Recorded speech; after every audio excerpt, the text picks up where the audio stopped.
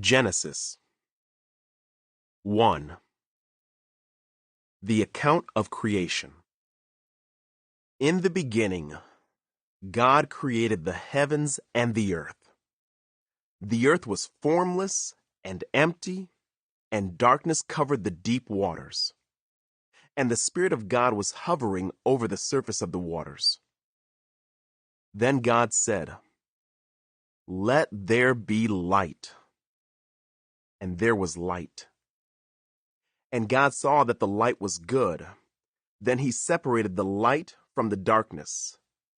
God called the light day, and the darkness night. And evening passed, and morning came, marking the first day.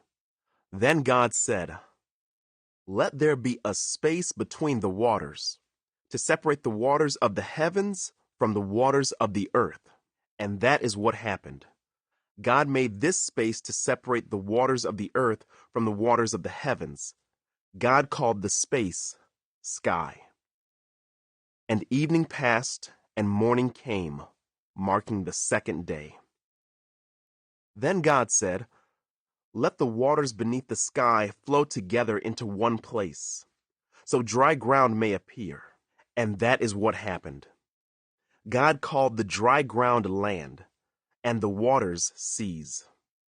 And God saw that it was good. Then God said, "Let the land sprout with vegetation, every sort of seed-bearing plant, and trees that grow seed-bearing fruit. These seeds will then produce the kinds of plants and trees from which they came." And that is what happened. The land produced vegetation, all sorts of seed-bearing plants, and trees with seed-bearing fruit. Their seeds produced plants and trees of the same kind, and God saw that it was good. And evening passed, and morning came, marking the third day. Then God said, "Let lights appear in the sky to separate the day from the night. Let them be signs to mark the seasons, days, and years. Let these lights in the sky shine down on the earth." And that is what happened. God made two great lights, the larger one to govern the day, and the smaller one to govern the night. He also made the stars. God set these lights in the sky to light the earth, to govern the day and night, and to separate the light from the darkness. And God saw that it was good. And evening passed, and morning came, marking the fourth day. Then God said, "Let the waters swarm with fish and other life.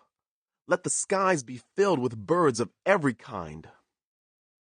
So God created great sea creatures and every living thing that scurries and swarms in the water, and every sort of bird, each producing offspring of the same kind. And God saw that it was good.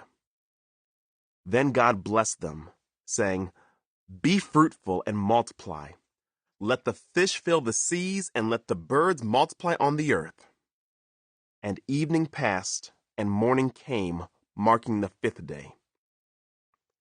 Then God said, "Let the earth produce every sort of animal, each producing offspring of the same kind, livestock, small animals that scurry along the ground, and wild animals."